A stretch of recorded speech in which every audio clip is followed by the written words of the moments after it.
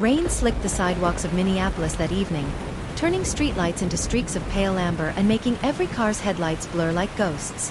Inside a modest apartment above a laundromat, 34-year-old Marissa Cole sat hunched over a kitchen table littered with unpaid bills, expired medication blister packs, and unopened letters from her pharmacy. Her chest rose and fell in shallow, uneven waves. The inhaler rattled in her hand like a toy running on dying batteries. She pressed it to her lips, squeezed, and felt the faintest puff of relief slide into her lungs. Thin, fragile, barely enough.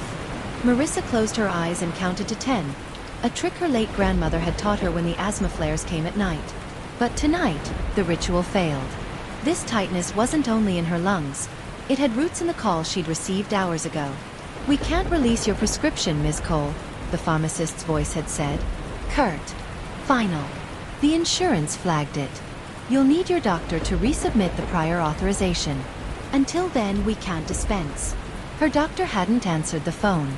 The voicemail box was full. The clinic receptionist sounded bored, detached.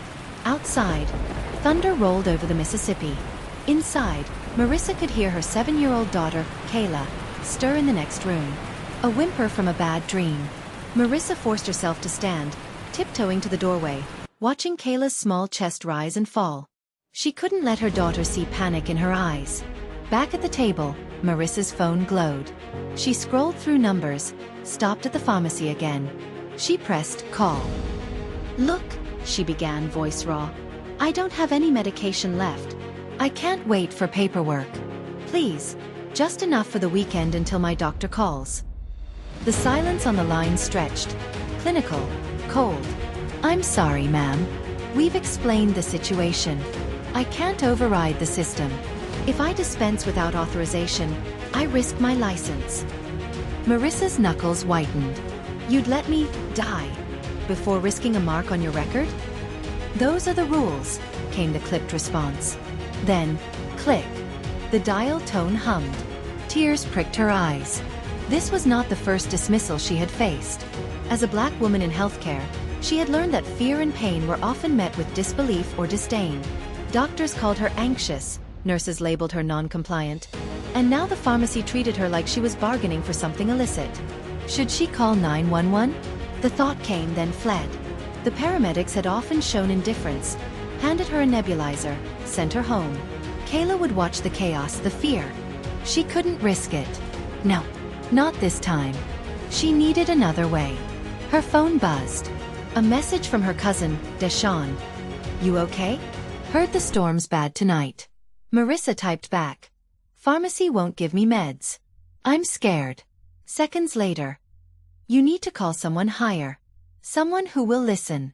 Not the pharmacy. Not the clinic. I'm serious. Don't wait. Someone higher?" Marissa frowned. She glanced at Kayla. Her daughter's small face, half covered by a blanket, haunted her. A desperate, wild thought clawed into her brain. What if she went beyond the system? What if she called someone whose voice could not be ignored? Hands trembling, she typed, "Governor of Minnesota contact." The search results came fast. Phone numbers, email addresses, press office lines. Governor Tim Walz. Her heart hammered. This was ridiculous. Governors didn't answer calls from desperate mothers gasping in apartments. Governors handled roads, budgets, speeches. Not single mothers trying to breathe. Her lungs burned. She hit call. The line rang once, twice. "Office of Governor Walz." A calm, professional voice answered. Marissa froze, words catching in her throat. Then she blurted out, "My name is Marissa Cole.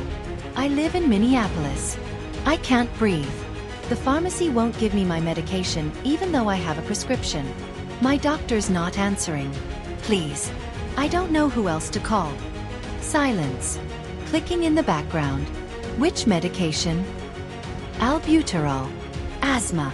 I'm out. They won't refill." A pause. Then a deeper, authoritative voice. "This is Governor Walz. Tell me exactly what happened." Marissa froze. Not the secretary. Not a surrogate. The governor himself. Tears streamed as she recounted every moment.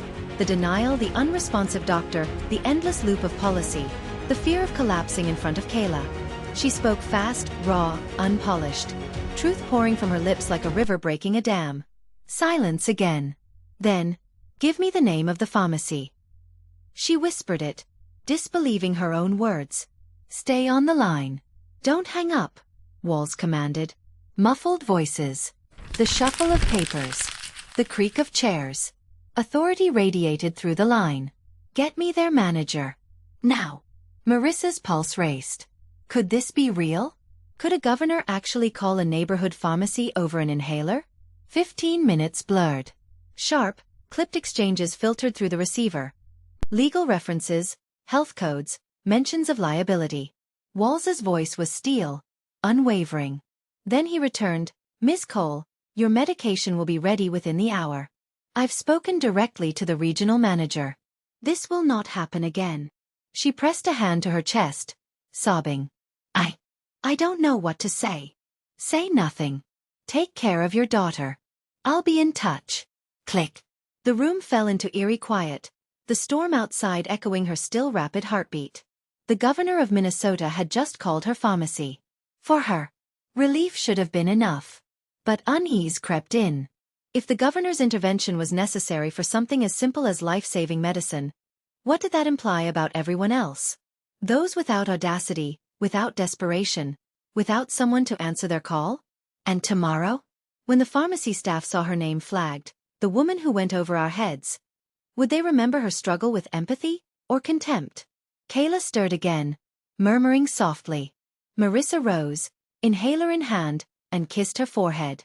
Safe for now. But questions gnawed relentlessly at her mind. Had she just saved her life tonight, or painted a target on her back for the next battle? If you were in Marissa's shoes, would you dare to call the governor, or fear the consequences from the system later? Subscribe to Whitecoatsecrets, where hidden stories of neglect, bias, and unexpected justice are revealed every week. The city still smelled of rain the next morning, but the streets seemed quieter, almost watchful, as if they had borne witness to Marissa Cole's desperate call. In her small apartment, she sat at the kitchen table, sipping lukewarm coffee and glancing at the unopened pharmacy bag.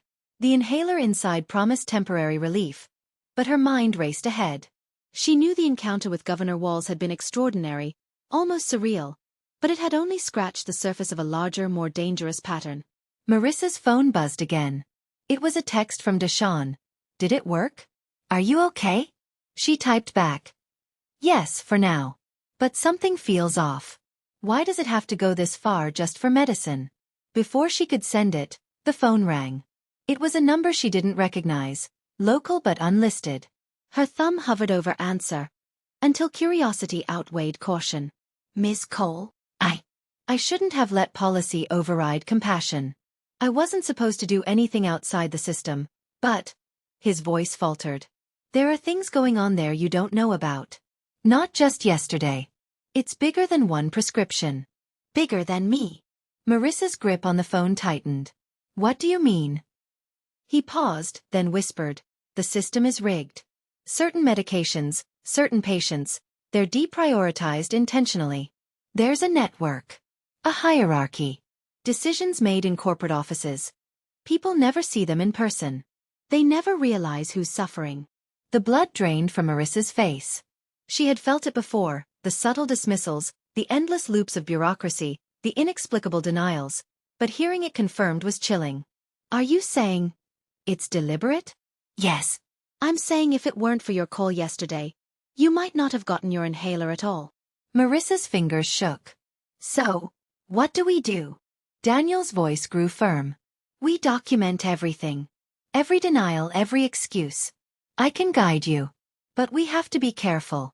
Some people will go to any length to protect this." The warning hung in the air. Marissa imagined corporate eyes in boardrooms, files stamped with rules designed to hide accountability. And she realized something terrifying. She had been lucky. Lucky that Governor Walls had intervened. Lucky that Daniel had conscience enough to speak. But others? Others suffered in silence. By mid-morning, Marissa and Daniel had set a plan. They would gather evidence discreetly, capturing emails, call logs, and internal memos that could prove the pattern. Every denied prescription, every policy enforcement, would become a piece of a larger puzzle. Across the city, the rain softened into mist, curling around the glass towers of the corporate headquarters. Behind those windows, executives went about their day with polished efficiency, unaware, or pretending not to notice, that the system they controlled was slowly unraveling. Marissa spent the afternoon reviewing her emails, noting every interaction with the pharmacy, every unanswered message from her doctor. Her laptop pinged with notifications from Daniel, sending screenshots of internal memos he had managed to acquire. Lists of patients flagged for priority review, emails discussing cost efficiency over patient health, directives from regional managers on how to handle high-risk customers. Each file she opened made her stomach turn. There it was in black and white. The rules weren't mistakes. They were choices. By evening, the tension in the apartment was nearly unbearable. Kayla had finished her homework and was reading quietly in the living room, oblivious to the storm brewing outside and inside. Marissa stood by the window, staring at the dim skyline, her mind racing. The phone buzzed again. Another unknown number. She hesitated, then answered. Ms. Cole? The voice was familiar, crisp, professional. This is the governor's office. Governor Walls wants to speak with you directly. Are you available? Marissa's breath caught. She had never expected this. Yes, she whispered. Seconds later, Walls's voice filled the line. Marissa, I understand the situation is ongoing. Tell me everything you've discovered so far. Who else is involved? She recounted the interactions, the emails, Daniel's testimony, her research. She spoke fast, urgency bleeding into every word. Walls listened, silent but attentive, then finally said, We'll need to move carefully. If what you've found is accurate, this is bigger than a single pharmacy. I'll make calls, coordinate oversight. But you need to stay safe. Understand? I understand, Marissa said. But what if they find out I'm helping? They will, Walls admitted. And that's why every step matters. We can't afford mistakes. As she hung up, Marissa felt a mix of relief and dread. Someone powerful was on her side, but the stakes had escalated beyond anything she had imagined. The next morning, she met Daniel in a quiet cafe to go over evidence. He looked around nervously before speaking. There are people in this network who won't hesitate to silence anyone exposing them. I've seen it. Threats, intimidation, worse. Marissa's stomach tightened. The words weren't hypothetical. They were warnings. Outside, the city carried on, indifferent to the hidden battles unfolding in its streets and offices. And in her heart, Marissa knew the fight was just beginning. She looked at Daniel. We do this together. We expose them. Even if it costs us everything. Daniel nodded. Together. As they parted, Marissa glanced back at the rain-streaked windows of the cafe. Somewhere in those towers, eyes were watching, decisions were being made, and a system built on bureaucracy and greed was preparing to defend itself. She walked home, heart pounding, already planning her next steps. The phone buzzed again. Another text from Deshawn. Are you sure you want to do this? Once you start, there's no turning back. Marissa typed back, if we don't, who will? The question lingered in the air like static electricity. She knew the coming days would test everything. Her courage, her resilience, her very life. If you discovered a hidden network endangering patients, would you risk everything to expose it, or stay safe and silent? Subscribe to Whitecoatsecrets, where shocking stories of medical neglect, bias, and unexpected justice are revealed every week. The cafe was nearly empty, the hour late enough that even the regulars had long since disappeared into the wet night. Outside, the rain hadn't relented, streaking down the broad windows and scattering the neon glow of a nearby diner sign into shifting colors across the slick pavement. Inside, the air was heavy with the scent of burnt espresso and damp coats, the kind of weight that settled over a room when secrets pressed against the silence. Marissa sat hunched forward, her elbows resting on the scarred wooden table. Her clothes were worn, simple jeans and a hoodie that had seen too many washes, but it wasn't her outfit that betrayed her exhaustion. It was her eyes, red-rimmed, streaked with tears she hadn't fully let dry. They darted between the pile of documents scattered before her and the man seated across the table, trying to measure whether this moment was salvation or a trap. Daniel leaned over a laptop, its glow highlighting the angles of his face. He was older than her by a few years, 38, with a professional casualness about him. Shirt sleeves rolled up, dark skin glistening faintly with the mist of rain he hadn't bothered to shake off. His voice, though steady, carried a tremor, the kind of unease that came not from ignorance but from knowing too much. Every few seconds his eyes flicked toward the window, then back to the screen. To Marissa's left sat Elena. She was sharp in every sense. The tailored blazer, the angled bob of dark hair, the unyielding gaze of someone who'd stared down liars for a living. A journalist by trade, an investigator by compulsion, she scanned each page of the printed documents with the intensity of someone piecing together a story the world wasn't meant to hear. Her pen scratched quickly against her notepad, capturing details no one else might have noticed. Marissa's fingers trembled as she lifted a sheet of paper. This is real?" she asked, her voice barely rising above the hum of the cafe's refrigerator. Daniel didn't answer immediately. He shut the laptop halfway, leaned in, and lowered his voice further. Every word, every line. Internal communications between pharmacy executives, state insurance boards, and policy advisors. The system didn't fail you, Marissa. It wasn't a mistake. It was designed this way. Marissa's throat tightened. Designed to do what? To deny me treatment? To let me, she cut herself off before her voice cracked. But the image of her daughter's face, Kayla's small frame curled against her that night in the pharmacy, surged through her. Daniel glanced at Elena, who gave a small nod, signaling him to continue. He reached into his satchel and withdrew a manila folder, setting it on the table like a dealer laying down a hand of cards. He opened it slowly. Inside were copies of emails. Some were banal on the surface, filled with bureaucratic jargon. But highlighted passages revealed chilling directives. Prioritize cost-saving algorithms even when override requests are submitted. High-risk categories, non-compliant, minority, Medicaid, flagged for further scrutiny. Delay approvals until secondary authorization is obtained. Statistics show attrition rates increase with each delay. Marissa's eyes widened as she skimmed the phrases. The words felt like blows, each one confirming a fear she hadn't dared articulate. They flag us? Like we're not people but categories. Daniel's jaw tightened. They call it risk management. But what it really is, profiling. They deny or delay until patients give up, until someone dies quietly and doesn't cost them another cent. You weren't the only one, Marissa. I've seen hundreds of cases just like yours. Elena interjected, her pen tapping against her notepad. This is bigger than one pharmacy. You're telling me insurers, pharmacies, and even government officials are tied into a coordinated effort to cut costs by letting people die. Not in those words, Daniel said bitterly. They dress it up as efficiency, as sustainability. But behind closed doors? It's cold arithmetic. Who lives? Who's worth saving? Who isn't? Marissa pressed her palms against the table, steadying herself as her stomach churned. And you're showing me this now because, why? Why risk it? Daniel hesitated. His eyes met hers, and for a moment his guarded expression cracked, revealing the fear underneath. Because I can't unsee it anymore. Every time I log into those databases, every time I approve or deny an authorization, I see faces like yours. I see my own family. And I know what will happen if someone doesn't speak out. He closed the folder, pushing it gently toward her. But once I share this, I can't take it back. They'll know it was me. They always know. The three of them sat in silence, the rain outside a steady percussion against the glass. Somewhere in the back of the cafe, the barista yawned loudly, the sound oddly out of place in the heavy stillness.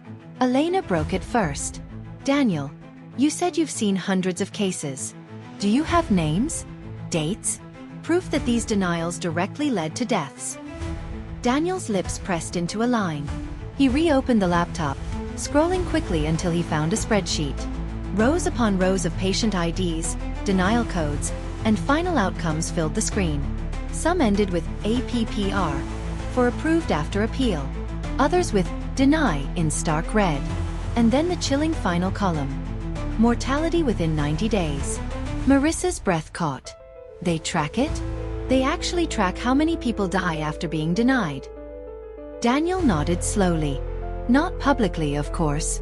But internally, yes. They study it. They know delay increases mortality. And they calculate the savings. That's what keeps the executives happy. That's what they call performance metrics. Elena leaned in closer, her jaw tightening. This isn't just neglect. This is policy. This is manslaughter dressed as business. Daniel glanced nervously toward the window again. A car slowed as it passed, headlights flooding the cafe with brief white glare before moving on. He lowered his voice to almost a whisper. If we take this public, it won't just be a scandal. It'll be war. Careers destroyed. Maybe lives. Marissa felt the room tilt around her. A week ago she had been just another woman trying to fill a prescription, clinging to her daughter's hand in a storm. Now she sat in a dim cafe, staring at evidence of a conspiracy that reached farther than she could grasp. She wanted to run, to hide, to shield Kayla from the weight of it all. But another part of her, the part that had screamed at the pharmacist, that had pleaded with the governor's office, knew she couldn't turn away now. Daniel's eyes met hers again, softer this time. If something happens to me, promise me you'll keep this alive. Promise me you'll tell people what's happening. Her lips parted, but no words came out. Instead, Elena spoke. Daniel, nothing's going to happen. We'll protect you, and we'll protect this story. That's what I do. But the look Daniel gave her was the look of a man who had already rehearsed his fate. The document sat between them, heavy with consequence. The rain pressed harder against the glass.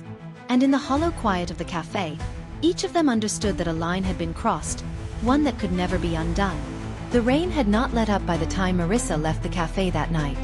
Neon reflections shimmered across the puddled sidewalks, distorting the city lights into jagged, broken shapes. She pulled her jacket tighter around her, clutching the folder Daniel had pressed into her hands before they parted. His eyes had been insistent, almost desperate, as though he already knew something she didn't. If you don't hear from me by tomorrow evening, he had said, his hand briefly covering hers, promise me you'll go to Elena. She'll know what to do. Marissa had nodded, but the words echoed now like a warning she hadn't wanted to understand. She crossed the street toward the bus stop, her shoes soaking through with every step. Behind her, she thought she heard the squeal of tires, the low hum of an engine slowing. She turned sharply. Nothing but headlights blinking through the rain. A normal city night. Ordinary. She told herself that over and over. Still, her hand trembled around the folder.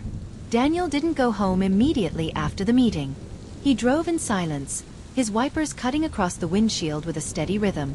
His laptop sat in the passenger seat, lid closed, screen dark. Yet he couldn't shake the feeling that someone had been watching them in that cafe. He replayed the faces in his mind. The couple in the corner, the man pretending to read a newspaper, the barista who seemed to linger near their table too often. Maybe it was nothing. Maybe he was finally cracking under the weight of what he knew. Or maybe it was exactly what he feared. They were being tracked. He turned down a side street instead of going straight home, circling blocks, doubling back. He had learned these tricks from a colleague who once confessed that whistleblowers rarely had happy endings. When he finally pulled into his apartment complex, he sat in the car for a long time. The rain had softened to a mist. He leaned back, eyes closed. A vibration in his pocket startled him. His phone buzzed with an unknown number. Against his better judgment, he answered. Mr. Lewis. The voice was male, low, calm, deliberate. You're in over your head. Daniel froze. Who is this? You don't need to know who I am. But you do need to know when to stop. The line went dead. Daniel gripped the wheel so tightly his knuckles whitened. For the first time in years he thought about prayer. Marissa put Kayla to bed with a storybook and a soft kiss on the forehead, trying not to let her daughter see the turmoil churning beneath her calm voice. Kayla had asked if they could visit the park tomorrow, if Mommy was feeling better, if the medicine problem was over. Marissa smiled for her sake, but inside, fear pressed like a stone on her chest. The folder sat on her kitchen table, spilling its contents, printouts of emails, spreadsheets, denial codes with racially coded algorithms, signatures from names she recognized in state offices. The evidence was damning. And dangerous. She made herself a cup of tea, hands shaking as she poured. At every sound, a creak in the walls, the groan of pipes, her head snapped around. Then near midnight it came. A soft rustle at her front door. She froze, mug halfway to her lips. A shadow shifted beneath the doorframe. Then, the whisper of paper sliding across the floor. Marissa set down the mug. heart hammering. She crept forward, crouched, and reached for the note. The handwriting was jagged, hurried. "Stop asking questions. For your daughter's sake." Her breath caught. She dropped the paper as though it burned her fingers. Elena's newsroom was nearly deserted at that hour, the glow of desk lamps and computer screens casting long shadows across empty cubicles. She sat hunched over her laptop, reading through the files Daniel had sent her earlier that evening. Her pen tapped restlessly against a notebook scrawled with cross-references, arrows, and question marks. The deeper she dug, the uglier the picture became. Insurance companies flagging high-risk patients, almost exclusively black and brown, before a doctor even wrote the prescription. Pharmacies instructed to delay, deny, or redirect medications. A trail of emails linking state officials to cost-saving initiatives that conveniently coincided with rising mortality in marginalized neighborhoods. This wasn't just Marissa's fight. This was systemic. National. Elena leaned back, rubbing her eyes. She thought of Daniel, his taut expression in the cafe, the way he flinched whenever the door chimed.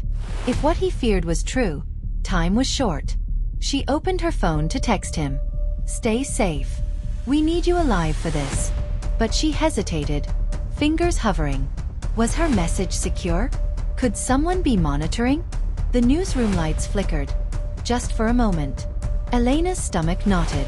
She shut the laptop and decided to work from home. The next morning, Marissa woke to Kayla shaking her shoulder gently. "Mommy, someone's outside." Marissa jolted upright. She rushed to the window and parted the blinds just slightly. A dark sedan idled across the street, windows tinted. Her stomach clenched. She closed the blinds quickly and forced a smile for Kayla. "Just neighbors, baby. Go get dressed for school." But inside, her hands wouldn't stop trembling. She stuffed the threatening note in her pocket and picked up her phone. Daniel. He would know what to do. She dialed his number. No answer. She tried again. Voicemail. By the third call, panic seeped in. She texted Elena. "Have you heard from Daniel today? He's not picking up." Minutes later, Elena replied. "No. He hasn't been online since last night." Marissa sank into the couch, heart racing. Daniel never showed up for work that day. By noon, whispers spread through his office. A missing persons report would later be filed, but by then the news had already reached Marissa and Elena. That evening, Elena called Marissa. Her voice was strained. "They found his car." Marissa's pulse thudded in her ears. "Where?" "On the side of the highway. Door open. Laptop gone. They're saying overdose." Elena's voice cracked. "But you know that's not true." Marissa's knees gave out. She sat on the floor, the phone pressed to her ear. The room tilted, shadows stretching long and thin against the walls. Overdose. That was how they silenced him. That was the story they would tell.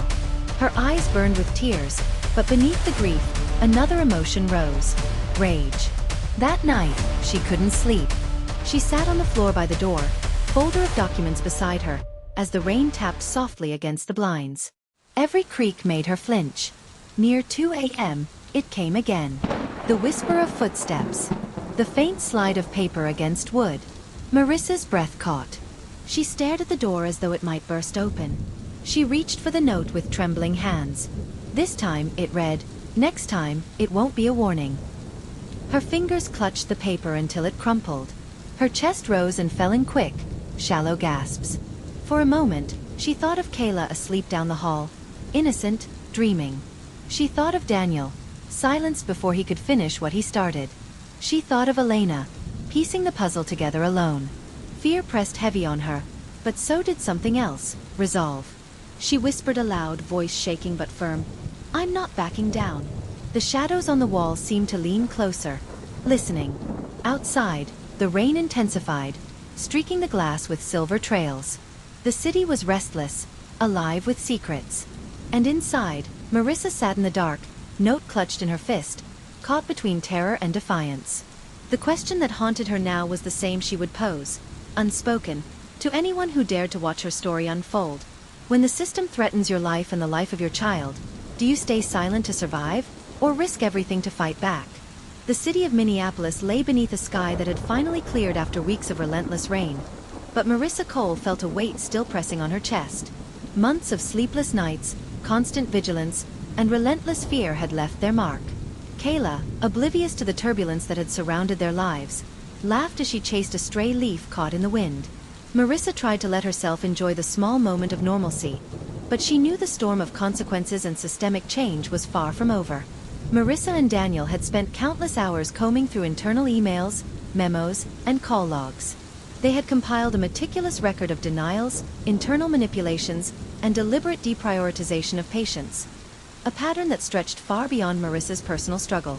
Every piece of evidence pointed to a network designed to protect profit over lives, and every revelation brought the threat of retaliation closer to home. By now, the public exposure had forced the first wave of consequences. The CEO of the pharmacy network resigned under intense media scrutiny. Regional managers, once untouchable, were suspended or removed from their posts. The news spread like wildfire. Stockholders pulled funding. Customers boycotted stores. The executives' names were splashed across newspapers and social media platforms, their actions dissected and condemned. But even as these public consequences unfolded, Marissa realized that justice was deeper than headlines. True accountability came from systemic change. Policies were rewritten to ensure patient-centered prioritization. Reporting mechanisms were introduced to flag denied prescriptions in real time.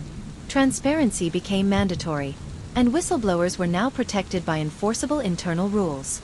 The system itself was being reshaped, forced to correct the neglect that had allowed patients to suffer. Still, the consequences for the perpetrators were far from over. The former CEO struggled to secure new positions, his professional reputation in ruins. Articles chronicling his negligence and deliberate obstruction of patient care followed him online, and social media amplified his failures to the public. Regional managers faced similar exposure. They had tried to cover up repeated denials, but every step they took to protect themselves had been documented and revealed. Even lower-level staff who had facilitated concealment were not spared. Some were reassigned, others terminated. Many cooperated with investigators when confronted with irrefutable evidence. The culture of fear and silence had crumbled. For the first time in years, consequences were being felt by the people who had once operated with impunity. Marissa sat in her apartment, watching news footage of the resignations and reforms, her hands trembling slightly. Kayla played quietly nearby, and the sound of her laughter grounded Marissa in the stakes of their fight. This was never about revenge. It was about preventing future suffering. Lives had been saved, and policies altered permanently.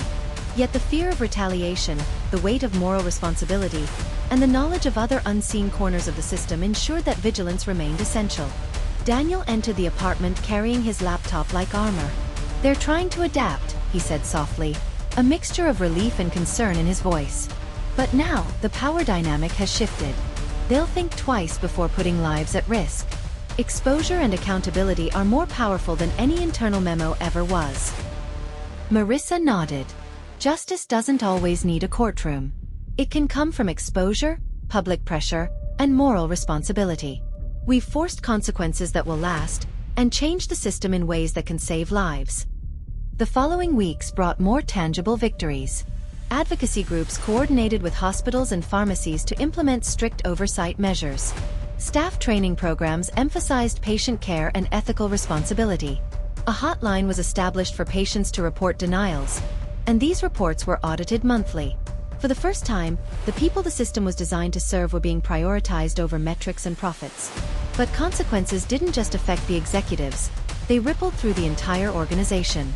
Employees who had previously turned a blind eye found themselves facing scrutiny and, in some cases, permanent reassignment.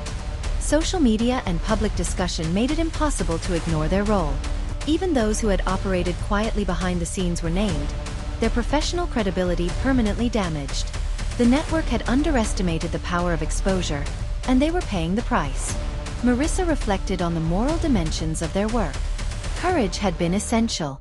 Speaking up, documenting, and refusing to accept injustice had created real-world consequences for the wrongdoers.